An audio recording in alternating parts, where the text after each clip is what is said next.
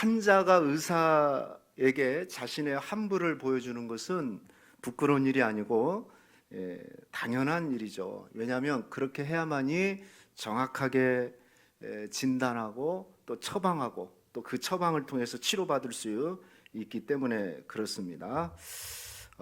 어쩌면 예배 시간은 영적 의사 되신 성령님께 우리 하나님 앞에 우리가 벌거벗은 모습으로 하나님 나 이런 부분이 아픕니다 하고 노출되는 주님께 보여드리는 시간이 될 수 있습니다. 우리 하나님은 물론 다 아시지만 그렇게 하나님 앞에 우리의 모습을 드릴 때 주님은 말씀으로 성령의 검 곧 하나님의 말씀으로 만지시고 또 치료하시고 회복해 주실 줄로 믿습니다.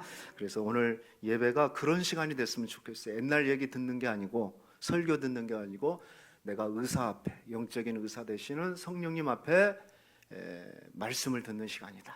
이런 마음으로 듣는다면 분명 회복과 또 치유의 역사가 나타날 줄로 믿습니다.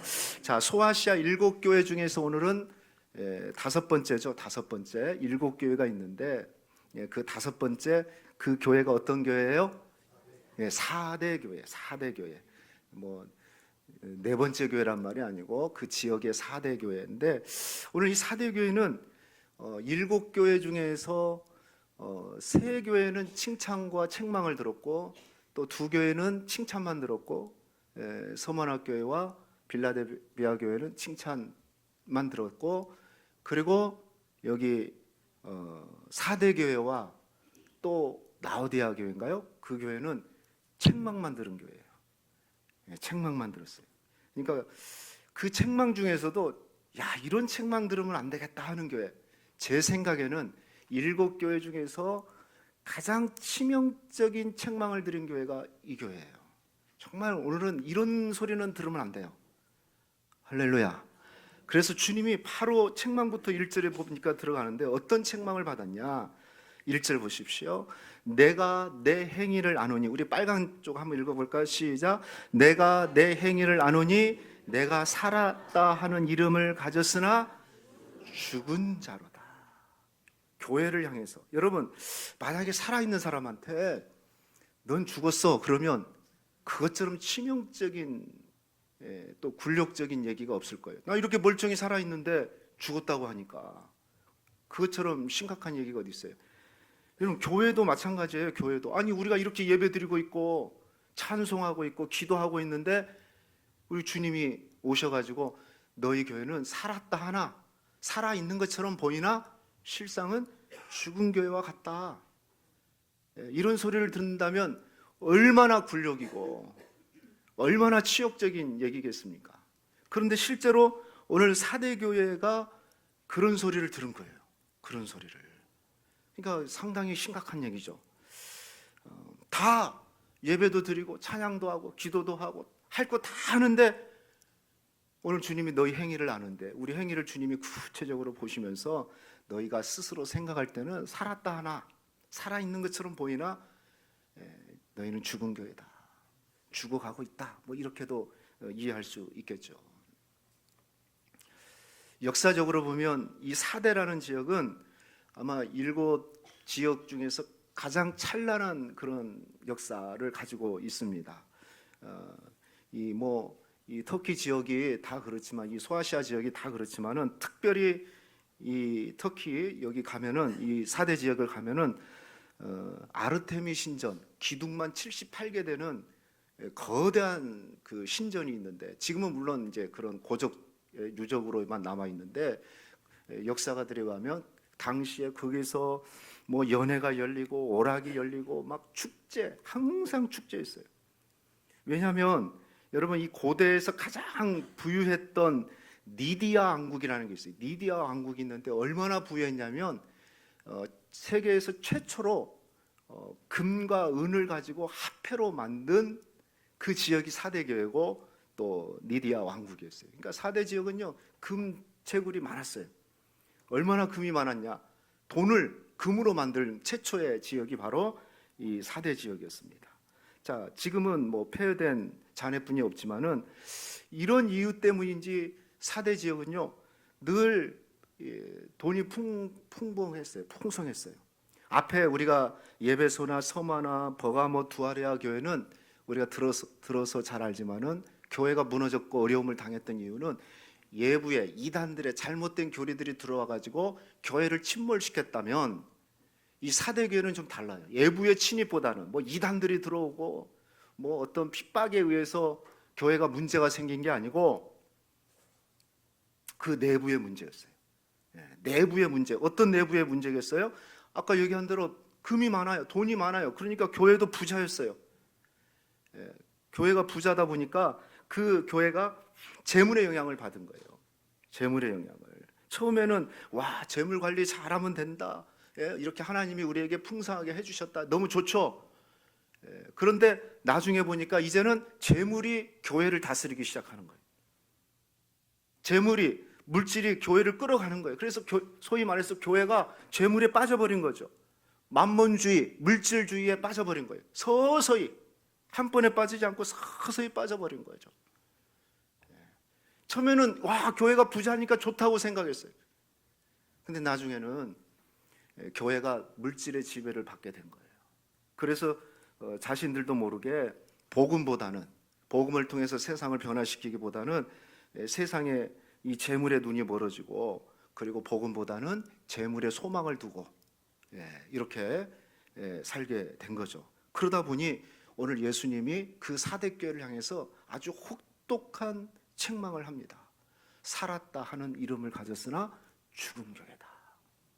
얼마나 심각한 얘기예요. 살았다 하나 죽은 교회다. 여러분, 어떤 의미가 있을까요? 살았다 하나 죽은 의미라는 그 의미는 어떤 의미가 있을까요? 세 가지로 말씀드리면, 그것은요, 사대교회는 생명이 없는 마치 공동묘지와 같은 교회다. 공동묘지 가면 막 묘지들이 많잖아요. 근데 그것의 특징이 뭡니까? 생명이 없다는, 다 죽었다는 거예요. 그런데 여기 보면 살았다 하는 이름을 가졌으나, 살았다 했어요. 살았다라는 것은 사람들이 생각할 때는 좋게 평가하는 거예요. 평가가 괜찮아요. 살았네, 이렇게 생각하는 겁니다. 무슨 얘기냐면, 사람들이 교회를 지나갈 때 보니까 그것을 사람들도 많고 와글와글하고 교회가 살아있네, 이렇게 판단을 한 거죠. 뭐 요즘 말로 얘기하면은 뭐 교회 인터넷을 보고 유튜브를 보니까 막 기도도 뜨겁게 하고, 막 교회가 활기도 있고, 막 찬양할 때 찬양 소리도 크고, 막 손을 들면서 기도하고, 뭐 이런 모습이 보이는 거예요. 그리고 더구나 그 교회가 물질이 풍성하니까 이웃의 구제 활동도 많이 하고, 또 이단들이나 뭐 이런 어떤 영향을 받지도 않았어요. 더구나 재정이 풍부하다 보니까 다양한 활동과 사역을 할 수가 있었어요. 구제 활동을 할 수 있었고, 뭐 남을 돕는 일도 잘했습니다. 자, 그런데 사람들이 보면 그런 교회를 향해서 와, 대단하다, 정말 살아있구나, 교회답네, 이렇게 분명하게 보였을 겁니다.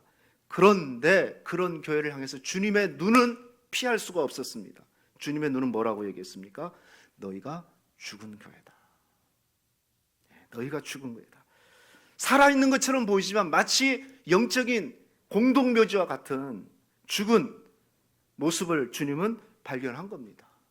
왜 그랬을까요? 왜 그런 모습이 보일까요? 왜 영적인 공동묘지가 됐을까요? 그것은 생명이 없기 때문에.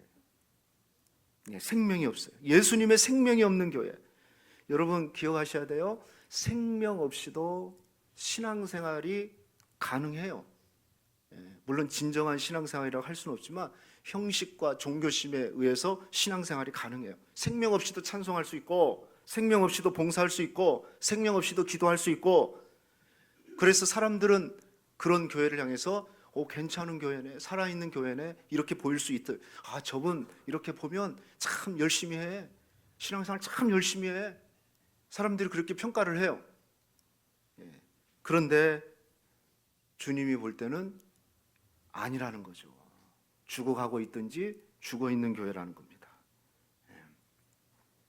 왜냐하면 우리 하나님은요, 사람이 보지 못하는 것까지 다 보는 거예요. 한번 보세요. 3절 말씀 보면 이런 말씀이 있잖아요. 너희 행위가 하나도 온전한 것을 찾을 수가 없다. 행위가 없다는 말이 아니에요. 행위를 하는데, 행동을 하는데, 신앙생활을 하는데 온전한 것을 찾을 수 없다. 온전하다는 게 뭘까요? 주님이 기뻐하시는 것을 찾을 수가 없다는 거예요. 다 자기를 위한 것이고, 마치 생명 없는 종교 생활을 하는 형식적인 신앙생활이 난무한 거죠. 그래서 그런 교회를 향해서 살았다 하나, 살아있는 것처럼 보이나 너희는 죽은 거이다. 아주 주님이 무서운 경고를 하는 겁니다. 공동묘지와 비슷하다. 여러분, 이 말씀 앞에, 이 주님의 진단 앞에 다른 걸 체크할 게 없어요. 내 자신을 한번 돌아봐야 돼요. 내 자신이 어떤가? 나는 정말 예수의 생명이 있으면서 살아있는 예배를 드리고 주님이 기뻐하신 예배를 드리고 있는가?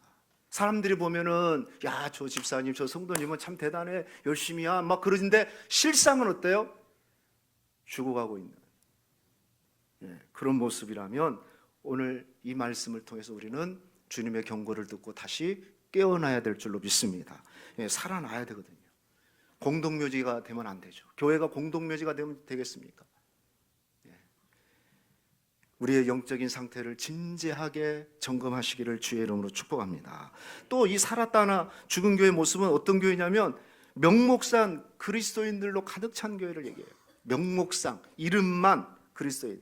존 스토트 목사님이라는 아주 유명한 목사님 계신데 그분은 이런 얘기를 했어요. 사대교회를 이렇게 평가했어요. 사대교회는 기독교 역사상 명목상인 기독교의 면모를 보인 최초의 교회일지 모른다.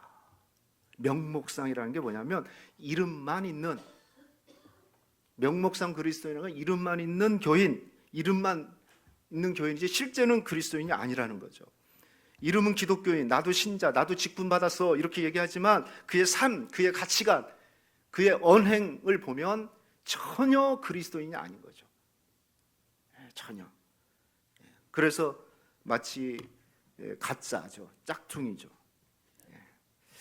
어느 선교학자가 그런 얘기를 했어요. 한국교회의 가장 큰 문제 중에 하나는 명목상 그리스도인이 많다는 것이다. 그러면 한국교회 안에 명목상 그리스도인들, 성도는 얼마나 될까요? 몇 퍼센트가 될까요? 이 선교학자, 총신대 선교학자가 얘기하기를 많게는 40% 이상이다. 10명 중에 4명 이상은 명목상 이름만 있는 성도, 교회만 다니는 나 그래도 기독교야, 나 그리스도인이야. 그런데 실제적인 삶 속에서의 어떤 가치관, 인생관에서는 전혀 드러나지 않고 변화되지 않고 거듭나지 않고 살아가는 사람들이 그렇게 많다는 거죠. 이게 지금 사대교회가 그런 거예요. 부를 누리면서 살다 보니 부에 눌려서, 부에 끌려다니다 보니 어느덧 예수님의 생명은 잃어버리고 이름만 있는, 이름만 남은 성도로 지금 있는 거예요. 그래서 그런 교회, 그런 교회를 향해서 주님이 뭐라고 평가해요? 살았다 하는 이름을 가졌으나 죽은 교회다. 얼마나 심각한 얘기입니까? 이사야 29장 13절 말씀 보니까 주께서 이르시되 내 백성이 입으로는 나를 가까이하며 입술로는 나를 공경하나 그들의 마음은 내게서 멀리 떠났도다. 입술로는 주님을 섬기고 입술로는 다 얘기합니다. 주님 사랑한다 하지만 마음이 떠난 자. 그래서 주님은 그 마음까지 보는 거죠. 마음까지. 우리 중심을, 사람은 못 보지만 그 중심을 보고 내가 명목상 성도가 아니냐, 정말 살아있는 성도냐, 살았다 하는 이름만 가졌지 실제로는 죽어가고 있고 죽은 성도 아니냐, 그 얘기를 하고 있는 겁니다. 여러분, 우리 자신을 이 주님 말씀 앞에 한번 드러내셔야 돼요. 나는 어떤가? 나는 이름만 있는 성도가 아닌가? 정말 예수의 생명을 가지고 그 생명, 그 가치를 가지고 살기 위해서 몸부림치는 살아있는 그런 성도인지 우리가 체크해야 됩니다. 점검하셔야 됩니다. 그래야지 희망이 있는 거죠. 또 한 가지는 살았다나 죽은 교회는 어떤 교회냐면 위선으로 가득 찬 교회예요. 위선. 이 위선이란 말은 원래 그 원어적으로 보면 무대에서 연기하는 배우를 가리킬 때 말하는 거예요. 여러분, 배우들은 자기 인생과 다른 것들을 다 연기로 할 수 있잖아요. 그죠? 뭐 경찰도 될 수 있고, 뭐 의사도 될 수 있고, 부자도 될 수 있고, 거지도 될 수 있고, 배우니까 연기로 다 할 수 있는 거죠. 연기입니다. 연기. 그 연기라는 말이 뭐냐면 위선이에요. 가면을 쓴다는 거죠. 위장했다는 거죠. 마치 지금 서원학교에는 사대교회는 종교의 가면을 쓰고 위선적인 거예요. 가면 쓰고 사람들 볼 때는 살아있는 것처럼 보여요. 열심히 일하는 것 같고 열심히 다 하는 것 같은데 그게 가면이었어요. 위선이었어요. 그래서 그런 교회를 주님이 지금 진단하고 책망하고 있는 거예요. 돌이키라고. 너희가 지금 가면을 벗을 때야 된다. 가면 쓰고 신앙생활하면 안 된다. 마치 배우가 의사가 됐는데 자기가 실생활에서도 의사인 것처럼 착각하면 되겠습니까? 연기 끝나면 돌아와야죠. 여러분, 이 지금 사대교회가 그런 거죠. 위선으로 가서 위장하고 가면 쓴. 예수님 당시에도 이런 비슷한 무리가 있었죠.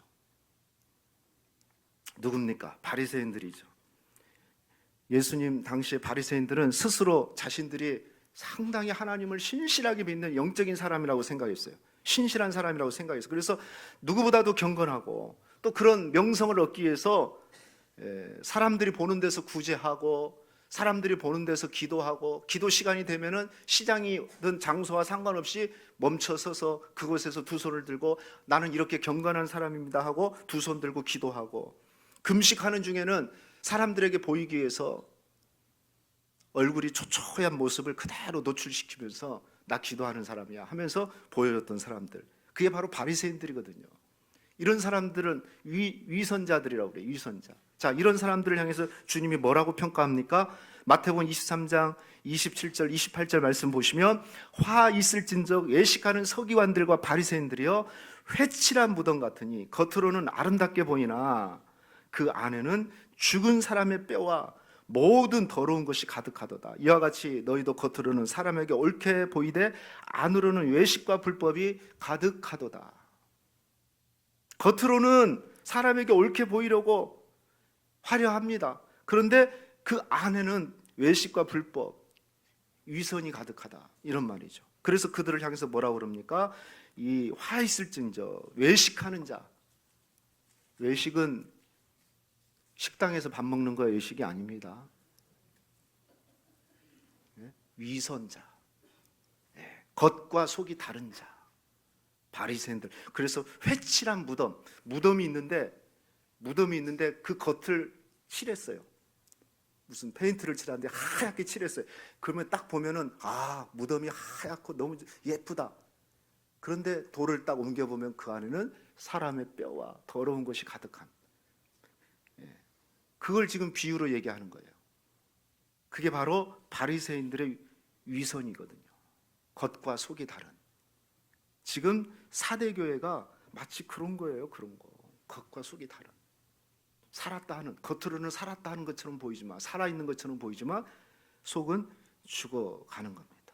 누가 봐도 저 사람은 참 신앙생활 잘하는 것처럼 보이지만 하나님이 보시니까 속을 보니 아니다, 죽은 자야.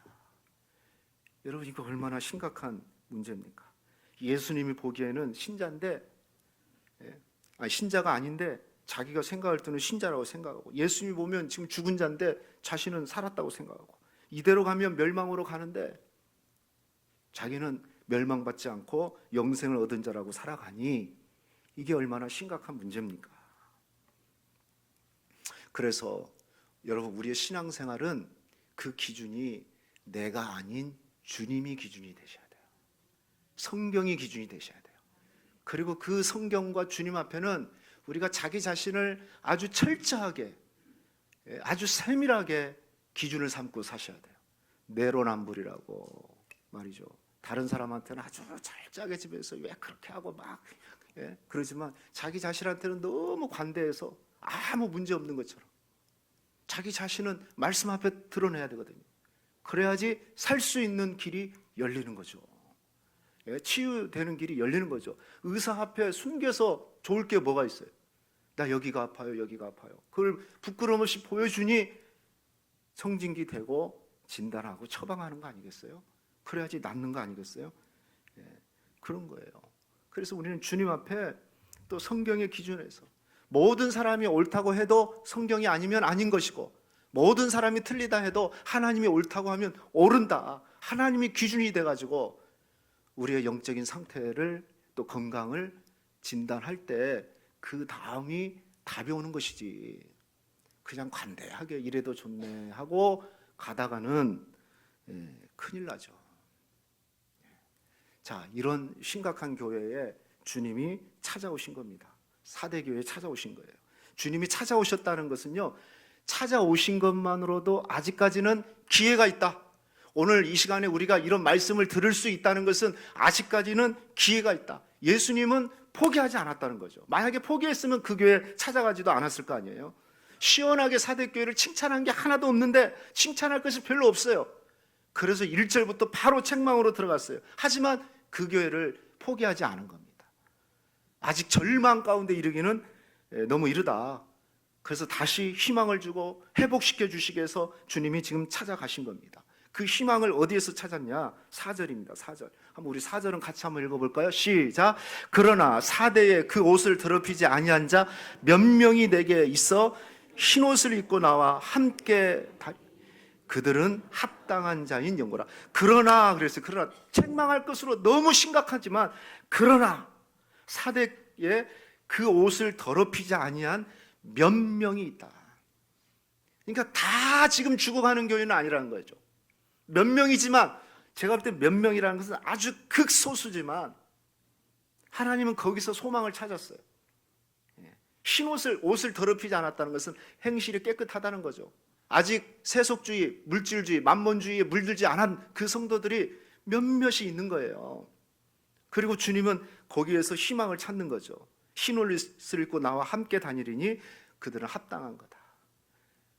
여러분, 교회는요, 어떤 면에서 보면 그 소수들이 있어요. 남은 자들이 있어요. 그 남은 자들, 기도하는 자들. 저는 오늘 예배하는 모든 성도들이 그런 성도들이 되시길 축복합니다. 우리 주님이 보시는 것은 무리를 보는 게 아니에요. 와, 저기 그러니까 뭐 무리가 가득하네, 사람들이 가득 차네. 사람들은 그거 보면 와, 살아있는 교회네 그렇게 보겠지만, 주님은 뭘 봅니까? 그 안에서 옷을 더럽히지 아니한 소수 몇 사람을 보는 거예요. 그것이 소망이고 거기서 희망을 찾는 겁니다. 사대교회가 대부분 사람들이 죽어가고 있는데, 그런데 가만히 보니까 살아있는 몇 사람이 있는 거야. 그리고 거기서부터 다시 소망을 갖고 시작하려고 그런 거죠. 새로운 생명이 그 안에서 있는 거죠. 썩은 것은 빨리 오려내고, 우리 시골에서 해마다 우리 형님이 그 감자를 보내줘요. 올해도 감자를. 사실 뭐 그거 감자, 이번에는 저희가 이사를 했잖아요. 이쪽으로 이사를 했는데 주소를 안 바꿔갖고 저기다 갖다 놨어. 그거 가지러 가기가 더 힘들어. 근다고 왜 보냈냐고 또 뭐라고 할 수도 없고, 그냥 고맙다고 얘기하고 찾으러 가서 끙끙거리면서 뭐 가져오고, 택배 아저씨가 이 지역이 달라서 이쪽으로는 못 갖다 준대요. 찾으러 가가지고. 근데 한참 있다가 막 집사람이 막 뭐라고 그래요. 왜 그러냐 보니까 감자가 썩었다는 거예요. 이제 아마 택배하고 이렇게 오면서. 그러면 그 감자의 특성상 제가 보니까 썩은 거 하나 있으면 옆에도 다 썩어요. 그걸 싹 그 박스를 다 집어내가지고 감자 다 드러내서 하나하나 닦아야 되고, 썩은 거 깨내야 되고, 그리고 냄새 나니까 저 바깥에다 지금 계단에다 이렇게 놔두고 뭐 그래요. 좀 마치 그런 것 같아요. 하나가 썩으면 그 다른 사람에게도 영향을 주는 거예요. 그러니까 아프더라도 썩은 것은 오려내야 돼요. 우리도 마찬가지예요. 우리가 왜 수술합니까? 그거 가만히 두면 다른 데도 문제를 주기 때문에. 그럼 아프더라도 의사가 그거 뭐 썩었는데 그냥 두세요. 그냥 그 돌팔이죠.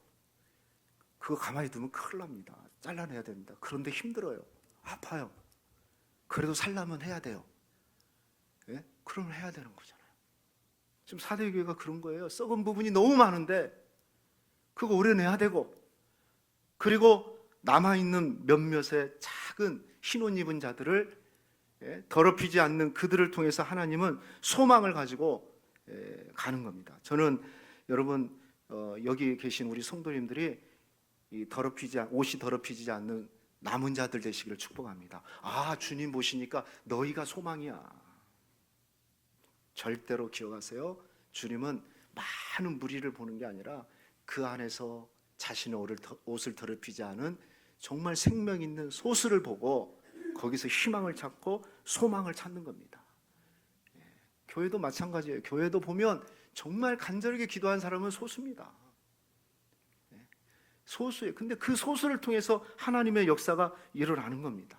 어쩌면 바보 같은 사람들이라고 일 수도 있어요. 이 바쁜 때에 뭔 기도회를 가, 뭔 새벽을 깨워, 뭔 금요 기도에 가서 기도를 해. 그럴지 모르지만 그래도 주님의 소망은 그 소망 있는 그 소수를 통해서 하나님은 다시 희망을 찾고 다시 기대를 주고 또 찾아가는 겁니다. 그래서 아직까지는 주님이 찾아왔다는 것은 소망이 있어요. 오늘 여러분 우리가 이 말씀을 들었다는 것은 아직까지 소망이 있고 아직까지 기회가 있다는 겁니다. 할렐루야. 예. 그래서 주님은 정확하게 이제 처방전을 줍니다. 이렇게 하라고 처방을 주는데, 자, 그게 2절 3절입니다. 우리 같이 읽겠습니다. 시작. 너는 일깨어 그 남은 바 죽게 된 것을 굳건하게 하라. 내 하나님 앞에 내 행위가 온전한 것을 찾지 못하였노니 그러므로 내가 어떻게 받았으며 어떻게 들었 생각하고 지켜 행해하라. 만일 일깨지 아니하면 내가 도둑같이 이르르니 어느 때에 내가 그렇습니다. 사대교회에다가 아주 중요한 처방전을 줍니다. 다시 기회를 보고 기회를 주고 아직은 절망할 때가 아니다. 이렇게 하라고 처방을 주는 거예요. 여기 보면 5개의 동사가 있습니다. 일깨어라, 굳건하게 하라, 생각하라, 지켜라, 회개하라 라는 5가지 단어인데 그 중에서 하나 또 2번 나와 있는 게 있죠. 일깨어라. 일깨어라. 이게 뭘까요? 깨어나라는 거예요. 깨어나라. 깨어나라. 따라합시다. 깨어나라. 더 정확하게 표현하면 정신 차려라. 정신 차려라. 죽어가고 있는지도 모르고 지금 그 상태로 머물러 있으면 안 된다. 뭐라고 그랬습니까? 만일 3절 하반절 만일 일깨지 아니하면 내가 도둑같이 이르른다. 지금 깨어나지 않으면 도둑같이 임한다는 것은 뭡니까? 2가지예요. 내가 죽는 날이 내가 생각했던 것보다 빨리 오는데 그때는 이미 늦다. 또 하나는 우주적인 종말, 주님이 도적같이 오시는 거예요. 그때는 아이고 내가 이제 깨어나야지 하면 늦는 거예요. 그래서 지금 깨어나야 돼. 지금 깨어나라. 나중에 깨어난다? 아니에요. 우리 인생이 그렇게 시간에 여유를 주지 않아요. 도적같이 우리 인생의 끝이 온단 말이죠. 누구든지. 그래서 그때는 늦어요. 그때 깨달으면 늦어요. 그래서 오늘 하나님이 우리에게 말씀을 주신 거예요. 지금 일깨어야 된다. 나를 진지하게 진단해서 내가 지금 내 스스로는 살아있다 하나? 정말 주님 보시면 어떨까? 이렇게 한번 질문 한번 던져보세요. 자기 자신한테. 예수님이 나를 생각하면 어떨까? 그리고 말씀 앞에 답을 찾는 거죠. 깨어나야죠. 아니지, 이렇게 하면 안 되지. 깨어난 사람은 살아나는데 깨어나지 못한 사람은 그날이 도적같이 말고 벌써 이렇게 내 인생이 끝났어? 주님이 이렇게 빨리 오실 줄 어떻게 알았어? 그때는 늦는다는 거예요. 깨어나셔야 돼요. 성경에 깨어나라는 말이 많죠. 주님도 제자들에게 겟세마네 동산에서 깨어 있으라고 말씀하셨고, 사도 바울도 로마교회를 향해서 지금은 자다가 깰 때라고 얘기했고, 골로새 교회를 향해서도 기도와 감사함으로 깨어 있으라라고 말씀했습니다. 오늘 사도 요한도 영적으로 죽어가고 있는 위기에 깨닫지 못하고 있는 이 사대교회를 향해서 물질주의에 물들어서 깊은 잠에 서서히 깊게 죽어가고 있는 그 교회를 향해서 너희는 깨어나라, 정신 차려라, 기도하라 라는 말씀을 하시는 겁니다. 어떻게 깨어날 수 있을까요? 어떻게? 우리 힘으로 잘 안 되죠. 우리 의지가 오래가지를 못합니다. 그러죠? 하고 싶은데 잘 안 돼요. 그리고 오늘 주님이 사대교회에 찾아오신 주님의 모습을 보면 알 수 있어요. 1절을 다시 보십시오. 하나님의 7영과 7별을 가지신 이가 지금 교회에 찾아왔거든요. 왜 특별히 사대교회는 7영과 7별을 가지신 이라고 할까요? 7영이라는 게 뭡니까? 이 1장에서 우리가 알아봤죠. 일곱이라는 것은 완전한 숫자고 0이죠. 그러니까 성령님을 얘기하는 거죠. 그러니까 여기 지금 그리고 7뼈를 가지십니다. 교회를 통치하고 계신 분이죠. 그분이 주님으로 오신 거죠. 예? 교회에 지금 찾아오셨는데 왜 7영일까요? 바로 잠자고 있는, 죽어가고 있는 교회를 깨우는 분은 성령님이시라는 거죠. 예? 성령이 아니면 안 된다는 거죠. 예?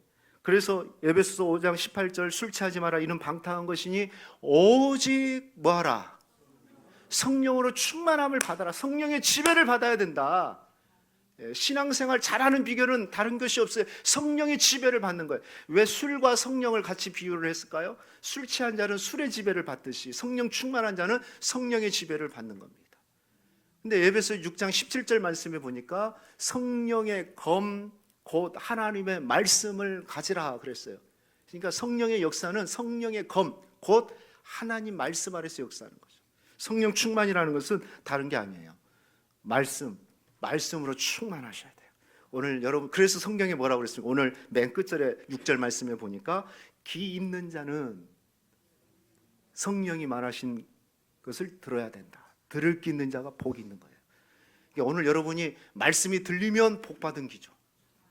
왜? 성령께서 성령의 검 되신 하나님의 말씀 성령께서 만지시고 다스리고 있는 겁니다. 그래서 우리가 일깨우는 것은 다른 것으로는 안 된다. 성령님으로만 가능하다. 그래서 기도하셔야 돼. 하나님 말씀으로 충만케 해주십시오. 성령의 검으로 충만케 해주십시오. 그리고 주님 앞에 그 말씀 앞에 자기 자신을 벌거벗은 모습 그대로 드러내는 거예요. 영적인 의사 되신 주님 앞에 드러낼 때 주님께서 성령의 검을 가지고 썩은 부분들을 오려내고 치유하고 회복합니다. 치유할 때는 아프죠. 예, 아플 수 있어요. 그렇잖아요. 그러나 치료받고 나면 다시 소생되어지는 그런 은혜를 허락해 주시는 거예요. 근데 꽉 감추고 있으면 치료가 안 되죠. 말씀 앞에 드러내시기를 축복합니다. 그래서 성령 충만 받는 자에게 마지막 약속한 게 있습니다. 5절입니다. 같이 읽겠습니다. 시작. 이기는 자는 이와 같이 흰옷을 입을 것이요 내가 그 이름을 생명책에 결코 지우지 아니하고 그 이름을 내 아버지 앞과 그의 천사들 앞에 시인하리라. 이기는 자, 완전히 일깨어난 자, 성령으로 깨어난 자는 흰옷을 입혀준다. 아까 더럽히지 않는 자들처럼 다시 살려주신다 이거예요. 그리고 또 그 이름을 어디다 쓴대요? 생명책에, 하늘나라 생명책에 기록돼서 누구도 지우지 못하게끔 하고 또 그 이름을 하나님 앞에 천사들 앞에서 인정해 준다, 시인한다 라는 말씀을 주신 겁니다. 여러분 이겨내시기를 축복합니다. 이겨내는 게 뭐예요? 깨어나셔야 돼요. 깨어나셔야 돼요. 정신 차려야 돼요. 영적으로 깨어나셔야 돼요. 그날이 도적같이 옵니다. 그날이 도적같이 오기 때문에 깨어나셔야 돼요. 어쩌면 오늘 이 말씀이 마지막일 수도 있다. 예? 늘 그냥 깨어라는 말보다는 복 받으세요, 축복 받으세요, 예, 잘 되고 있습니다, 이런 말 들으면 깨어날 시간이 없어요. 근데 오늘 의사 앞에, 성령님 앞에 예? 그냥 벌거벗음처럼 정직하게 드러나가 보세요. 하나님 솔직히 저는요 목사인데요, 장로인데요, 이게 문제예요. 겉으로는 양복 입고 거룩한 척 하지만 내 내면은 주님 아시지 않습니까? 하면서 드러낼 때 주님은 그런 정직한 자들에게 찾아와서 성령의 검을 들고 치료하시고 회복해 주시는 겁니다.